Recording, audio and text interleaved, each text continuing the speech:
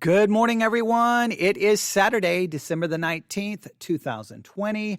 It is currently 11:22 a.m. Central Time. I'm here at Victory Baptist Church, located in Ovalo, Texas. And maybe you thought I forgot, or maybe you just didn't even care. I don't know. I don't know what your thinking is, but I just want you to know I have not forgotten our study, our mini-series on the 10 Commandments found in James chapter 4.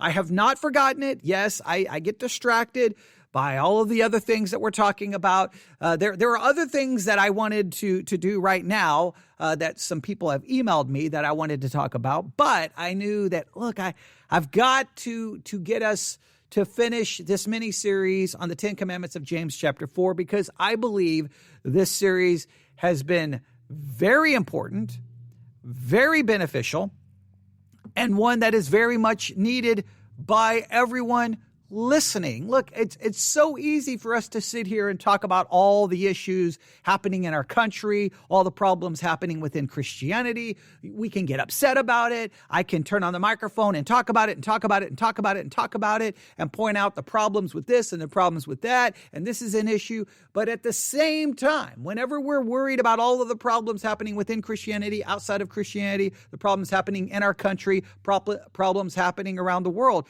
if we're not careful, we can become so distracted about all of these issues that we begin to ignore our own spiritual condition and our own spiritual maturity and spiritual health.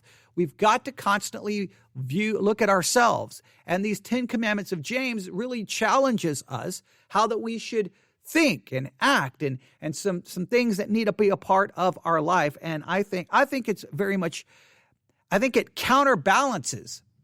I think it offers a balance to everything else that we are doing. Like, we talk about so many other issues, and I know that gets all the attention and the comments and the downloads and the shares, but I try to balance it out. I'm trying my best to balance all of these other theological discussions by constantly trying to challenge you and myself that we've got to focus on our own spiritual growth, our own spiritual maturity, our own spiritual health. Because look, it doesn't matter how right, listen, this is very important.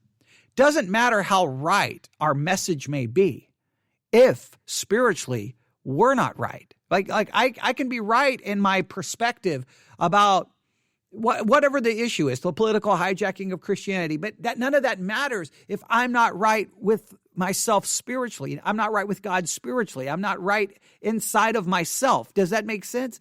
So I'm trying to balance that out. I don't know if people really get what I try to do, but you see this over and over. I will address this controversial issue, this controversial issue, this controversial issue, and then I'll say, okay, now we need to have a devotional study. Now we need a Bible study exercise. I hope you see that is, I'm not just doing that to take up time. I'm not just doing that to go, well, I did 3 hours of live broadcasting. Well, we need another 30 minutes or another hour. So let me just throw in a Bible study now to just, no, that is critical for you and for me. So I hope you see that. And I think these 10 commandments that we looked at have been very challenging. Now, these 10 commandments are found in James chapter 4. Now, we call them commandments. That's my water bottle. I'm going to take a drink real quick. We call these commandments. They're really basically 10 imperatives found in James chapter 4 that I'm referring to as the 10 commandments of James chapter 4. And I think they're very challenging. Let me give you the ones that we've studied so far right here in my notebook. All right, here we go. James 4, 10 commandments. That's how it's written in my notebook. The official notebook of me, which is about, I wish sometimes you could see me pulling up at the parking lot of the church and then carrying all my stuff inside the church. I carry with me, this is no exaggeration, I carry with me almost at all times, even when I come to church to preach, I carry a book bag that is filled. I mean, it is like the bag, I cannot really zip the bag closed because of all of the notebooks I carry. I've got notebooks on top of notebooks on top of notebooks because I always have a notebook with me no matter what I'm doing. I'm listening to a song, got a notebook open. Watching a movie, got a notebook open. Watching a television show, I got a notebook open because I'm always like, oh, that's good. Oh, this is a good thought. Oh, this is a good thought. Oh, this is a good thought. When I go to a movie theater, not always, but especially, well, for a very long time, it was just normal. If I went to a movie theater, I had a notebook with me. I always want to write down things. So, and it's always a notebook. It's always a pencil, right? It's always a notebook. It's a composition book. You should, well, I can't, I'm trying to, I'm holding it up like these are the ones I use, but it's always pencils and it's always notebooks. But yes, so in my notebook, the official notebook of many, okay, so there's lots of them. James 4, 10 commandments. Here are the commandments. You ready? Number 1, submit. Number 2, resist. Number 3, draw nigh. Number 4, cleanse your hands. Number 5, purify your hearts. Number 6, be afflicted. Number 7, mourn. Number 8, weep. All right. Now, I know we started this like November, I think the first episode, let me look here. I think the first episode that we did was November the 13th, 2020 was the introductory episode dealing with the 10 commandments of James 4. That's when we did it. So you may want to go back and listen to that. But today we come to the one that I think is so vitally, well, you know what? I don't want to do that. I know all pastors do that. Whatever sermon you're preaching, this sermon that I'm about to preach is more important than anything you've ever told. This will change your life. This will revolutionize your understanding of Christianity. I know as pastors, we always try to hype the message that we're currently giving. So I don't want to be guilty of that. But this subject, I think, is very, very essential to all of us because I think everything inside of our nature is so opposed to this one. It's so contrary to our nature. Our flesh is not this, yet we are called to do this. All right, let's look at it. And I'm not going to give you the title. Let's just go to James 4. I'm not going to give you what this is. I'm going to read it for you, and then you can see it for yourself. James chapter 4. I've got notebooks. I got pencils. Everything's going to be falling off this table, but that's okay. James chapter 4. Here we go. And if you think, I know some of you like, you're not very professional because you got stuff all over your table and I always hear it falling and there's books everywhere. I know you think that's not very professional, but just so that you know, I do the same thing happens in the pulpit. People at the church, people who visit the church probably always think it's weird because they walk in, they look at the pulpit. There's usually books everywhere. There's books on the table behind the pulpit. There's books on the front pews. There's books on the pulpit. There's notebooks. And I bring everything. I bring all kinds of resources together because I don't like, one of the things I don't like to do from the pulpit is it's easy for a pastor to sit and just grab this from a book, this from a book, this from a book, and just put it in their notes or paraphrase it in their notes almost as if it comes from them. I just bring the book. And I pick up the book and just read it from the book. And I just like having all kinds of resources available because my mind, I'm like, oh, we could check that. Okay, hey, let's all grab a Bible dictionary. That's why there's Bible dictionaries and all the people. I don't know. I'm all about the learning and the studying and that's what we're to dig into Scripture. So I've got all kinds of resources here this morning as well. So here we go. James chapter 4. All right. These commandments begin in verse 7. James 4:7, where we read, submit yourselves therefore to God. All right, there was commandment number 1. Resist the devil and he will flee from you. Draw nigh to God and he will draw nigh to you. Cleanse your hands, ye sinners, and purify your hearts, ye double-minded. Now that purifying your hearts, ye double-minded, the double-minded part is absolutely critical into interpreting the purify your hearts part. Just remember that. Be afflicted and mourn, weep, let your laughter be turned to mourning and your joy to heaviness. And then verse 10, humble yourselves in the sight of the Lord, and he shall lift you up. Humble yourselves in the sight of the Lord. Humble yourself. All right? That is the commandment. That's the commandment I want you to think about, meditate on. And I'm not going to be able to, I don't know how long we're going to stay on this commandment, but no matter how long I stay on it, I'm not going to be able to do it justice, because I want you to realize this. Inside your heart, there is a built-in pride, arrogance. There is a built-in selfishness. There's a built-in narcissism. We always talk about, the essence of sin is I. The essence of sin is self. It's idolatry, and it's the idolatry of self. It's self-worship. It's self-will. That is the essence of sin. Sin is the simple definition of sin is the exaltation of self over God. It's an exaltation of self over God's word, over God's ways, over God's commandments, over God himself.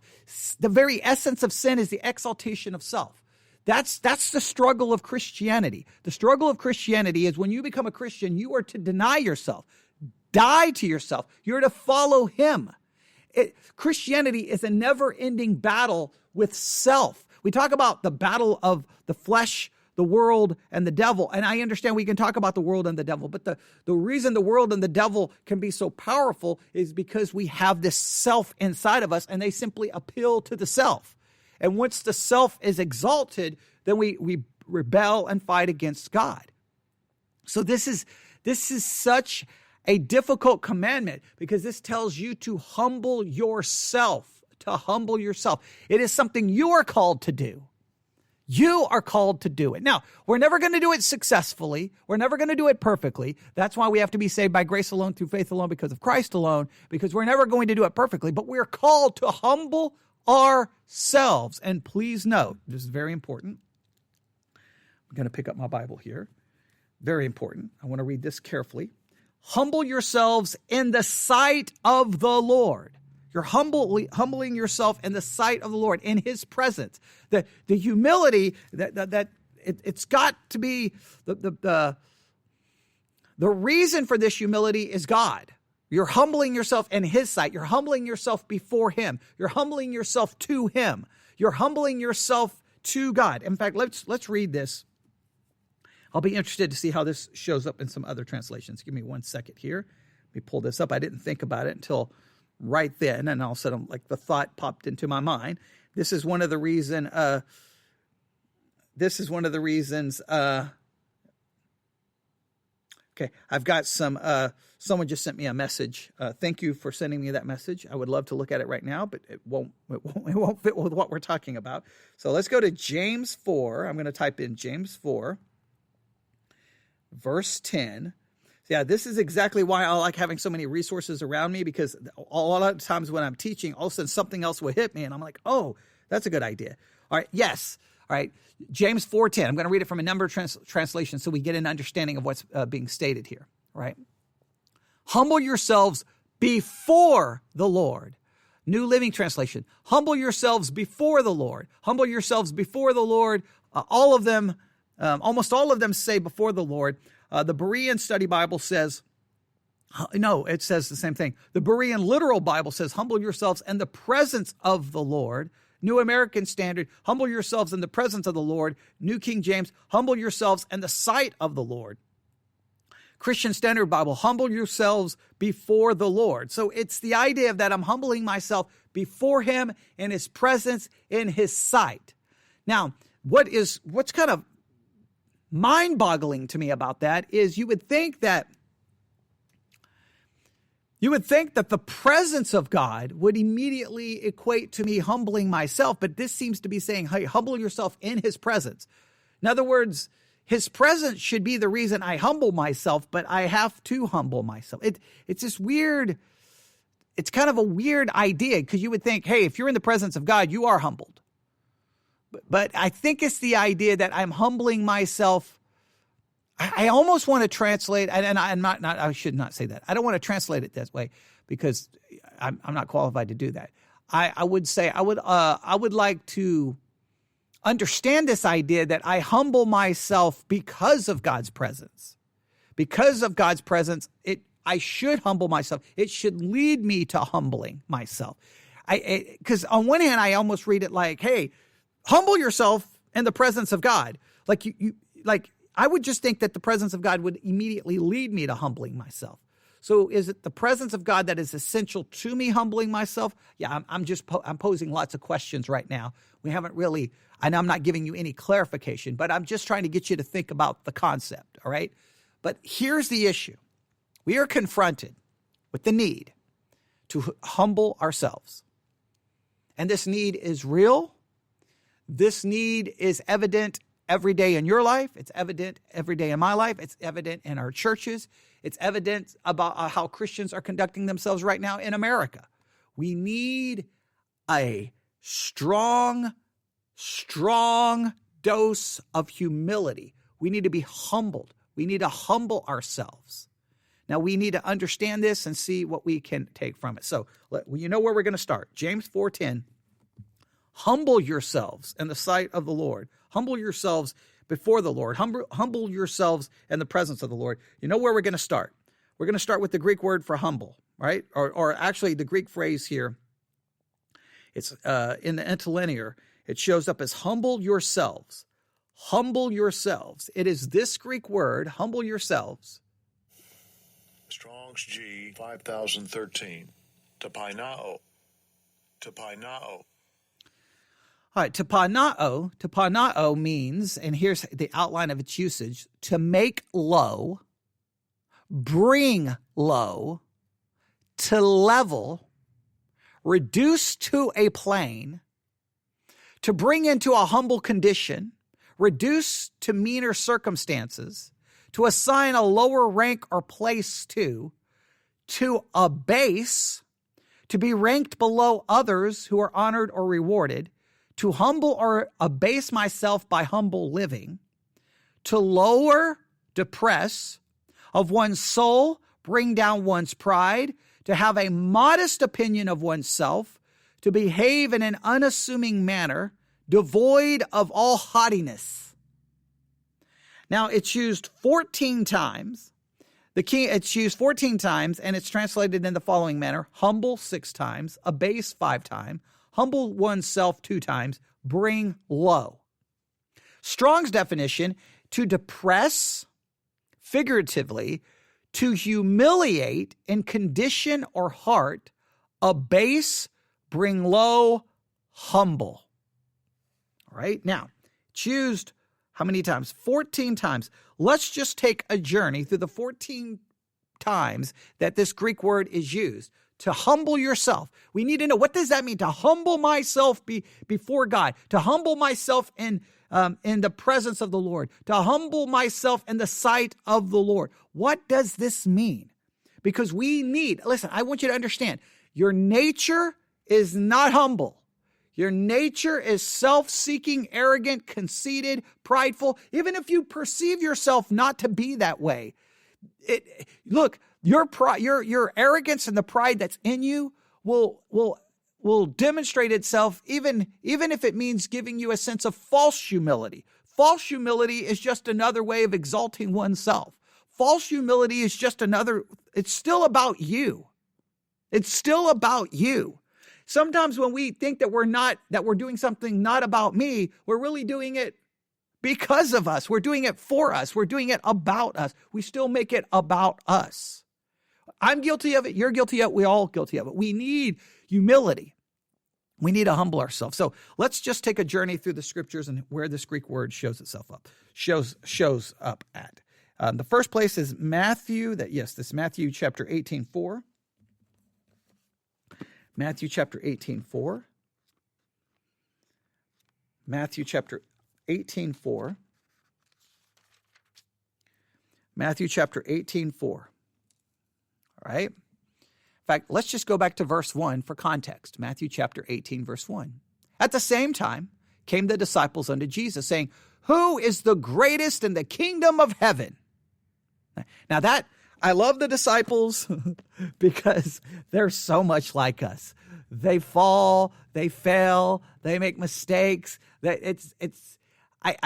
Look, I love the Bible.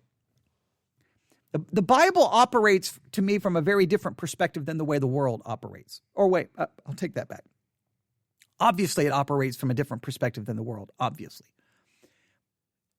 The Bible operates from a different perspective than I believe the church operates from. That's what I was going to say. And what do I mean by that? The church operates from a perspective sometimes that Christian leaders are like these, perfect people who never make mistakes and always do everything right. And then when I pick up my Bible, all of the so-called heroes of the faith are as flawed can be. They're so messed up. They lie.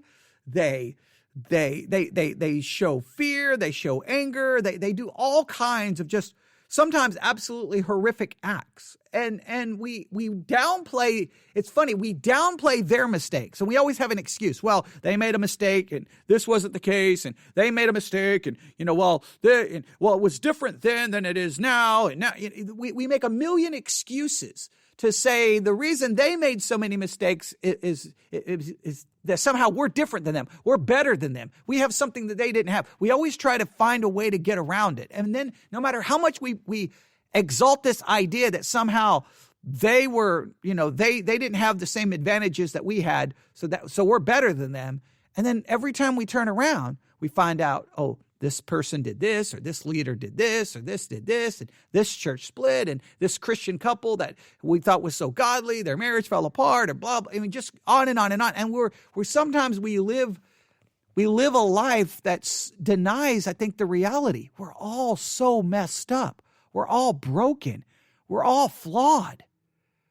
And it's like we want to pretend that, no, that person is not flawed. We see it over and over and over again. Now, we may not always see it in the same way, but we see the arrogance, the pride. We see the exaltation of self over and over and over again. And I just love the disciples here because they just come to Jesus. I mean, how messed up do you have to be to come walking up? Hey, Jesus, who is the greatest in the kingdom of heaven? Now, we want to be careful here. We don't want to make this say something it doesn't, but I think there's a hint here, at least in Matthew 18. I think there's at least a hint that we can read that they almost want to know who is the greatest among us. I think they kind of want to know, like, okay, who is the greatest in the heaven and the king? Who is the greatest in the kingdom of heaven? Like amongst us, or what is it? Who will be the greatest in the heaven to know how I compare to that? Like if that person, whoever he names, is the greatest in the kingdom of heaven, then I look to myself to go, okay, I'm getting close to that. Okay, I think I can be greater than that. I think there's a hint of self right there in the question itself. Maybe you disagree, but I think there's a hint of self even in the question. And then look at verse 2. So Jesus called a little child unto him and set him in the midst of them. So he calls a little child here. Now, when it says a little child, I don't know how old. We could get into how that phrase is translated. Okay, we could get into discussion, but I want you to see this. Verse 3. Verily I say unto you, except you be converted and become as little children, you shall not enter into the kingdom of heaven. Now, some try to say, well, you got to become innocent as a child. You got to have childlike faith. I think to be converted to be like a child, in other words, being born again as a new birth. I think, in other words, you're going to have to be born again. You become like a little child. And with that, there is to realize that you've become a little child, there's a humility with it, because a little child is incapable of understanding. A little child is incapable of having the strength or the ability. A little child is incapable in understanding. A little child is incapable of strength. There's so many things a little child is incapable of. And so we become born again and acknowledge, to become born again, you have to acknowledge, I'm not able. I don't know the answers. Like salvation is an acknowledgement of your complete helplessness and hopelessness. That's becoming like a child. Now, sometimes a child doesn't want to acknowledge that, but I think you kind of get the idea. But look at the next verse, because this is where the Greek word shows up here.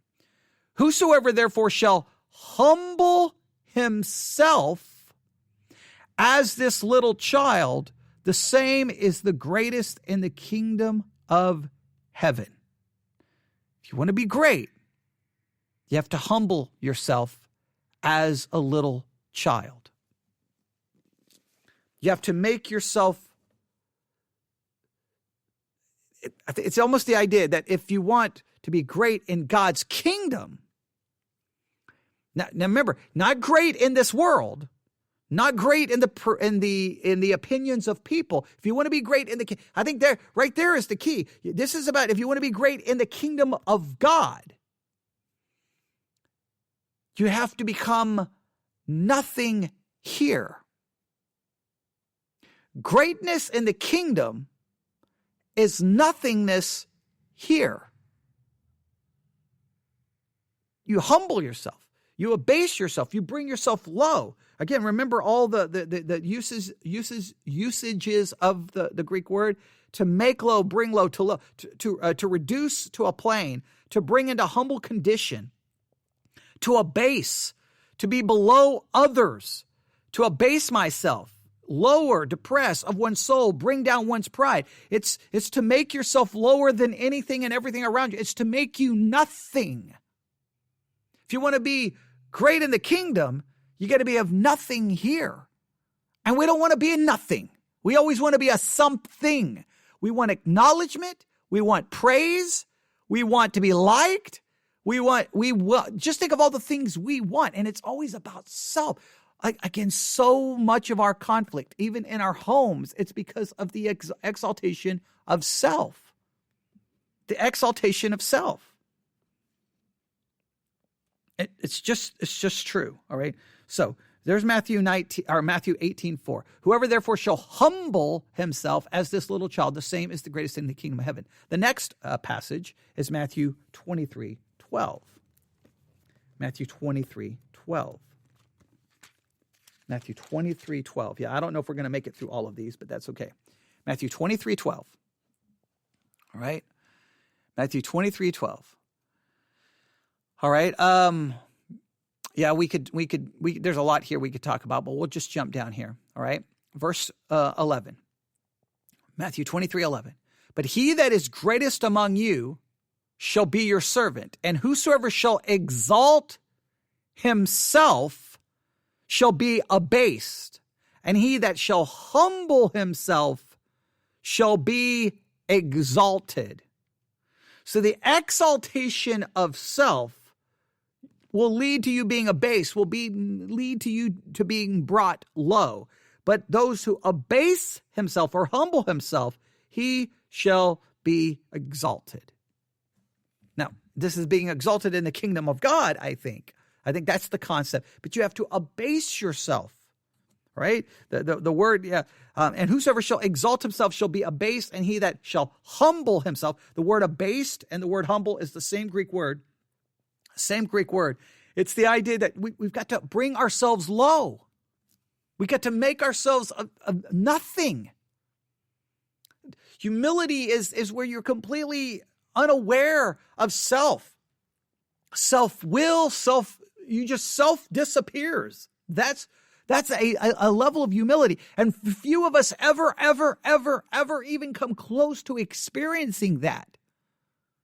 We come very close to experiencing that. Again, Jesus is a great example. He was in heaven next to the Father. He's God, the eternal Son of God. And he lays aside, in a sense, that glory. He doesn't lay aside his deity, but he lays aside that glory and takes upon himself human flesh and the role of a servant to die for. He makes himself basically of nothing to save us. Now, he doesn't set aside his deity. He doesn't set aside his deity. He still remains the eternal Son of God, but he takes upon this role of a servant to die. He is humiliated. He is spat upon, mocked, lied about, killed.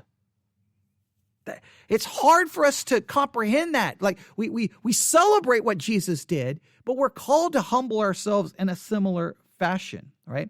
Luke 3:5. Luke 3:5. We'll just look at it. We'll just turn there. Luke 3:5. Let's go to Luke chapter 3, verse 5. Luke chapter 3. Luke chapter 3. All right. I have here, look at if we go to verse 3, Luke chapter 3, verse 3, we have here the word of God came unto John, the son of Zacharias, in the wilderness, John the Baptist, verse 3. And he came into all the country about Jordan, preaching the baptism of repentance for the remission of sins, as it is written in the book of the words of Isaiah the prophet. All right. He's quoting from Isaiah chapter 40, from Isaiah the prophet, saying, the voice of one crying in the wilderness, prepare ye the way of the Lord, make his path straight. Every valley shall be filled, and every mountain and every hill shall be brought low, and the crooked shall be made straight, and the rough ways shall be made smooth. You're like, what does that have to do with humility? Well, when it says shall be brought low, that every mountain and hill shall be brought low, that is the same Greek word. It's bringing something low. Something that was exalted is brought low. It's bringing yourself lower than others, lower than everything else, lower than God. All right? Luke 14:11. Now, this one is just repeating some of the things we saw in Matthew, so I'm not going to look this one up. I'll just read it. Luke 14:11. For whosoever exalteth himself shall be abased, and he that humbleth himself shall be exalted. Again, the word abased and the word humbleth is the same Greek word. Luke 18:14. All right, well, yeah, here we go. Luke 18:14. This one is a good one. Luke 18:14. Luke 18:14. New Bible, so it takes me a minute to get the pages to turn. Luke 18:14. Yes, I'm actually using my new Bible today. I don't even know where my old, I misplaced my older one. No, it's sitting here at the end of the table, but I grabbed the new one. Isn't that good? All right, so here we go. Now, this one is a great example of what it means to humble yourself. Luke chapter 18, look at verse 10. Luke 18:10.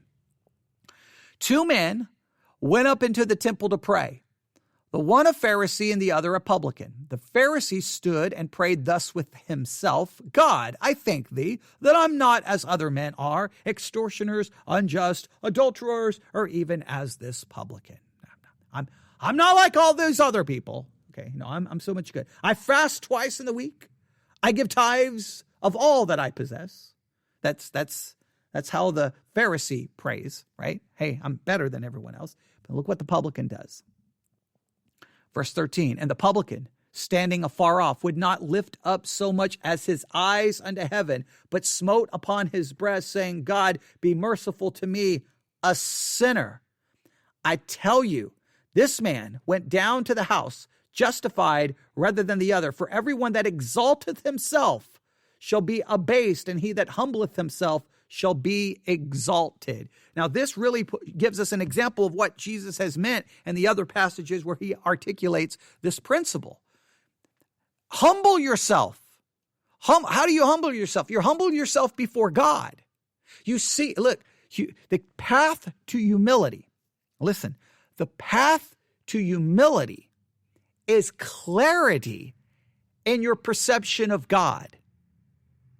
Your path to humility is clarity in your perspective of God, in your vision of God. You have to see God correctly. If you see God correctly, I know I say this all the time. There's nothing new that I'm saying here. It's a basic principle. Anytime we talk about humility, I mention the same thing. That's why you have to humble yourself in the presence of God. That's why I think the presence of God is the key to humility. It's not like I go find God's presence and I'm like, okay, I'm going to humble myself. No.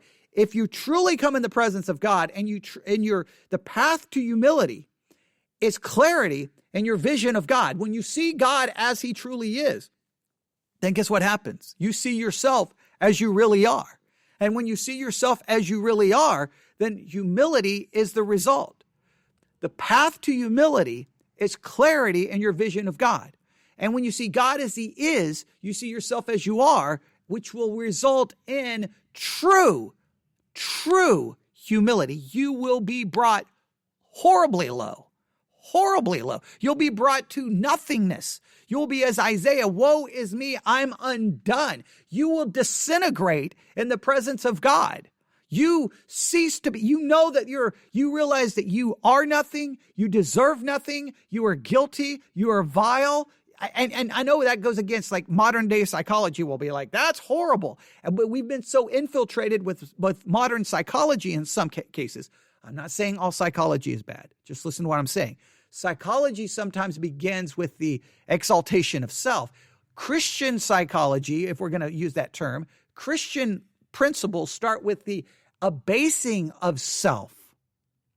Because we see God as he is. And when I see God as he is, I see myself as I truly am. And when I see myself as I truly am, I see myself as I really, as I truly need to see myself. I see how unworthy I am. That was the difference. The Pharisee, he did not really see God as he is. God was a concept, was distance. His vision of God wasn't clear. The publican, his vision of God was clear, and because he could see God as he is, he understood himself as he truly is. He saw himself as the reality of himself. The path to humility, listen, it is dependent upon the clarity of your vision of God. True humility cannot exist without a clear vision of God. The path to humility is dependent upon your clarity of your vision of God. It's that simple. And when I say vision, not like I had a vision, I'm saying you've got to see God as he is. Then you'll see yourself as you truly are. It's that simple. It's basic doctrine, basic theology.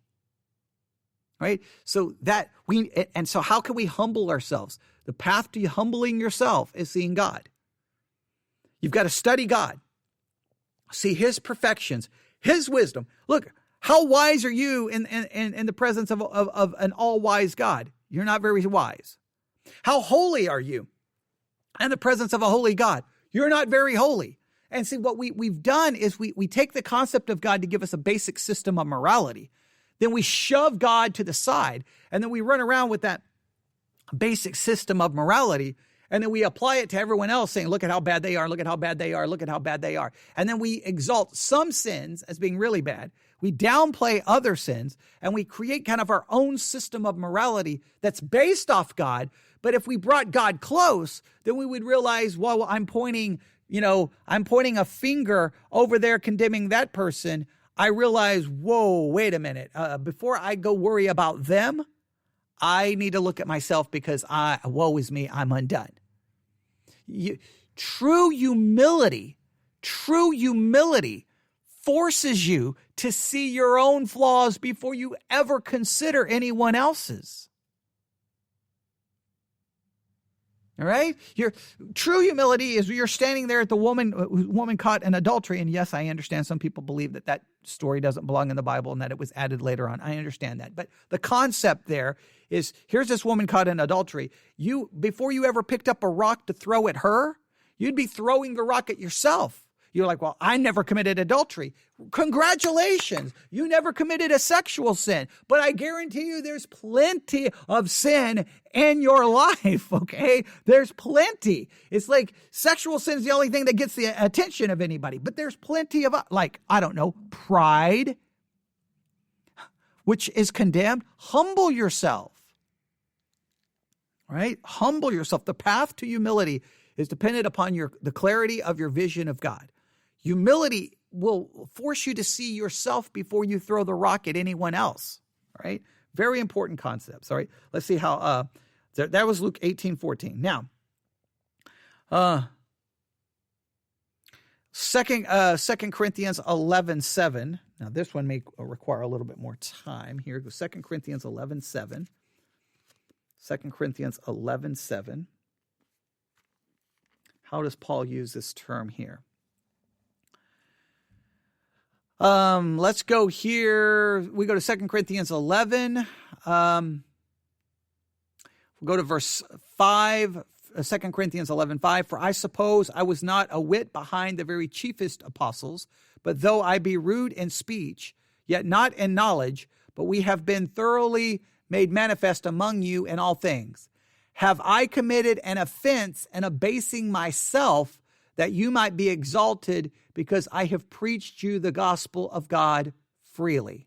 I robbed other churches, taking wages of them to do you service. All right. So he's basically asking them, have I committed an offense and abasing myself that you may be exalted. Paul had abased himself, humbled himself in order to serve them. And he's dealing with their perception of him, and he's dealing with issues in the church. Okay, we could get some ideas there, but not super helpful. All right, let's go to 2 Corinthians 12:21. 2 Corinthians 12:21. 2 Corinthians 12:21. Here we read this, 2 Corinthians 12:21.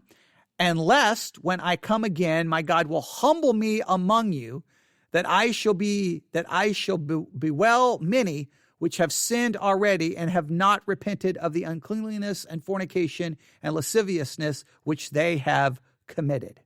He goes, let's go back to verse 20. For I fear lest when I come, I shall not find you such as I would, and that I shall be found unto you as you would not. Lest there be debates, envyings, wrath, strife, backbitings, whisperings, swellings, tumults. So he's concerned that when he comes back that they're going to still be messed up and still have problems. And he goes, when I come again, my God will humble me among you, that I shall bewail many which have sinned already and have not repented. So it's almost like before I point out your flaws, God will humble me so that he can do these things. Okay. All right. That would take a little bit more time to pull together. Let's go with the last, how many do we have here? The last four. And these are very clear. These ones are not as, like some of those Corinthian passages, we'd have to do a little bit more time to establish context. So, but I just want you to see the Greek word shows up in all of them. All right, let's go to Philippians 2:8. Now this one becomes extremely clear. Philippians 2:8. Philippians 2:8. All right, Philippians 2. All right, here we go. Let's go back to verse 5. This gets the context. This is one of the most important. In fact, let's go back to verse 3. It's one of the most important passages on the subject of humility, all right? I think Isaiah 6 may be another one, but here we go. Philippians 2, verse 3. Let nothing be done through strife or vainglory, but in lowliness of mind, let each esteem others better than themselves.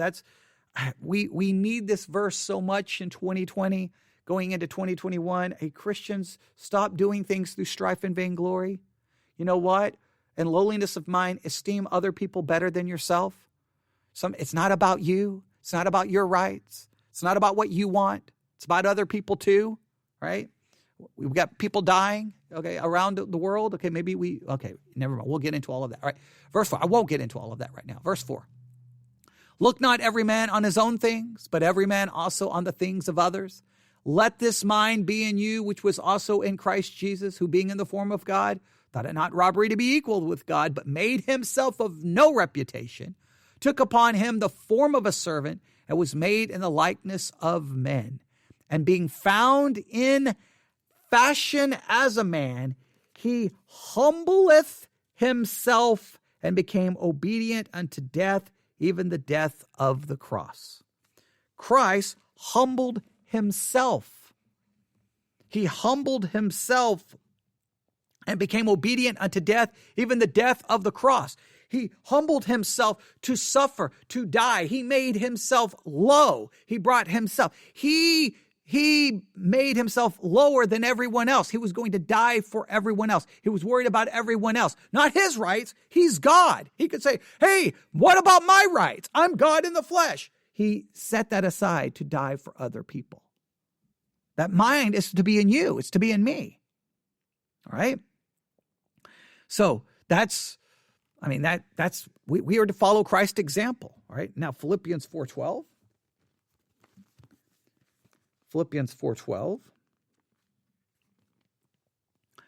We read this. All right? Philippians 4:11. Now, this one is pretty convicting. Philippians 4:11. Not that I speak in respect of want, for I have learned in whatsoever state I am, therefore therewith to be content. I know how to be abased, and I know how to abound. And everywhere and in all things I'm instructed both to be full and to be hungry, both to abound and to suffer need. In other words, here, Paul is saying that he learned to be content even in a situation where he'd been brought low. even in a situation where he had been abased. We accept being abased and brought low with godly contentment. We meet it with godly contentment, all right? Then James 4:10, we've read that one. Humble yourselves in the sight of the Lord, and he shall lift you up. And then 1 Peter 5:6, humble yourselves, therefore, under the mighty hand of God, that he may exalt you in due time. Humble yourself before God. Humble yourself. We need godly humility more than ever within the body of Christ. There has been so much selfishness, so much narcissism, so much self-seeking, so much arguing about our rights, our rights, our rights, our rights, our rights, our rights. Not even any concern about placing others before ourselves. There's been so much focus on self, it's frightening. We need a revival of godly humility, but we will not have a revival of godly humility because the path to humility depends on the clarity of our vision of God. We got to get back to focusing on God, not focusing on politics. And I know I keep saying that, but it's so true. We got to get back to seeing God high and lifted up. We got to see God on the throne. And once we see that, then we see ourselves as we truly are. And when we see ourselves as we truly are, we become undone. We disintegrate. We evaporate. We cease to exist. Our will, our wants, no more. We die. We're to die to self. That means something. We've got to get back to godly humility. I lack humility. You do as well. We all do, because in our nature, our nature is 1,000% opposed to it. It's not in our nature. We need godly humility. We need that in the church. We need that. And godly humility is you see your flaws before you see anyone else's. You're worried about yours before you see anyone else's. The Christian church right now is so upset about, what Biden is going to do and what liberals are going to do and what progressive. We need to be worried about what we have done and are doing as a church. We need godly humility. All right, there you have it. So we have one more. Let me look here. I didn't think we were going to finish that. There's more we could do on it. There's more study we could do on the subject, and we may address it in a different way later. Let me go here to my 10 commandments. We got one more commandment. We got one more commandment in the book of James. I'm not going to even tell you what it is right now. So we've looked at submit, resist, draw near, cleanse your hands, purify your hearts, be afflicted, mourn, weep, and now humble yourselves, or humility. All right. What do you think about humility? Where do you struggle with it? Just anything, any feedback. newsif@yahoo.com, newsif@yahoo.com. All right. Thank you very much. We'll try to finish up this.